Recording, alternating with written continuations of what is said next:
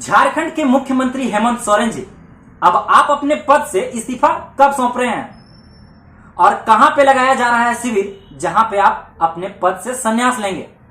नमस्कार, मैं हूं सुजीत कुमार वर्मा और मेरे इस चैनल में आप सभी का एक बार फिर से स्वागत है। झारखंड में हेमंत सरकार बनने से पहले और बाद में हम विद्यार्थियों से और गरीब जनता से क्या क्या वादे किए थे, चलिए इस पर विस्तार पूर्वक चर्चा करते हैं। आपने कहा था कि झारखंड में नौकरियों का बहार लाएंगे, अर्थात नौकरियों की बरसात होंगी। नौकरियों का बहार लाएंगे का मतलब समझ में आता भी था या फिर हम विद्यार्थियों को सिर्फ खुश करने के लिए जो मुंह में आया वो बोल गए? नौकरियों का बहार लाएंगे अर्थात इसका मतलब होता है कि युवा कम पड़ जाएंगे पर नौकरियों की पद रिक्त जो है खाली रह जाएंगे। चलिए फिर भी हम युवा यह मान लिए कि आप नौकरी देंगे झारखंड के सभी युवाओं को।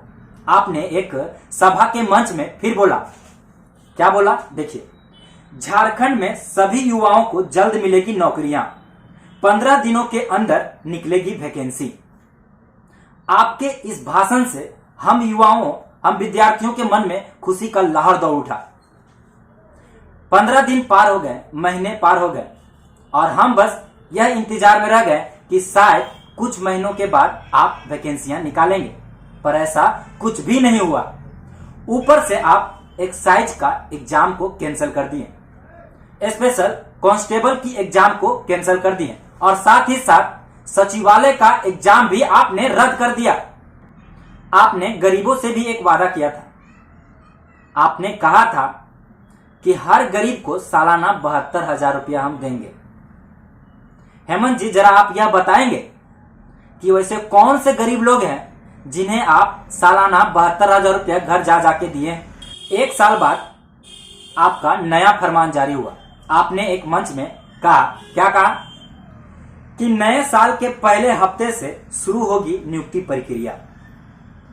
अब जरा आप यह बताएंगे कि कौन से नए साल की आप बात कर रहे हैं? यहां तो 3 नए साल पार भी हो गए, या कोई आपके लिए स्पेशल कैलेंडर छपवाए हैं क्या कि नया साल आने में वर्षों लग जा रहे हैं?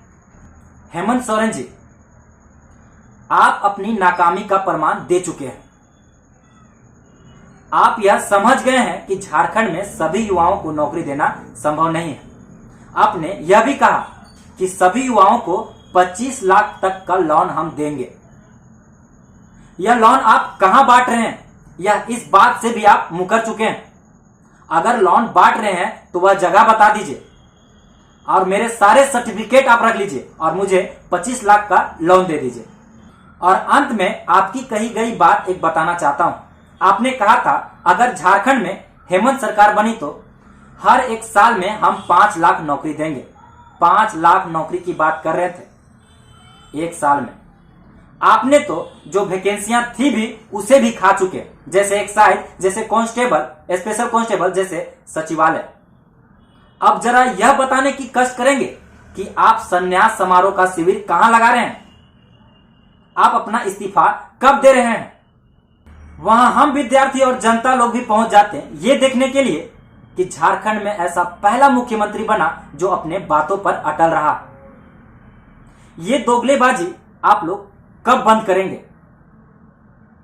चुनाव से पहले इतने बड़े बड़े इंसानों को सपने क्यों दिखाते हैं और हम विद्यार्थियों को ऐसे गुमराह क्यों करते हैं? सिर्फ जानकारी के लिए मैं ये बता दूं कि भारत में 28 राज्य और 8 केंद्र शासित प्रदेश हैं और सबसे ज्यादा खनिज संपदा हमारे झारखंड में पाया जाता है। लगभग 40% खनिज हमारे झारखंड में पाया जाता है और फिर भी हमारे झारखंड पिछड़ा का पिछड़ा ही रह गया, ज्यों का त्यों रह गया, कभी विकास नहीं कर पाया। और इसकी गलती हमारे झारखंड सरकार की नहीं है, इसकी गलती कोई नेता का नहीं है, इसकी गलती हम युवाओं का, हम जनता का है।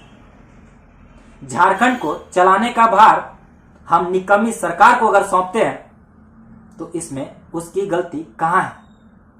जय हिंद, जय भारत, जय झारखंड।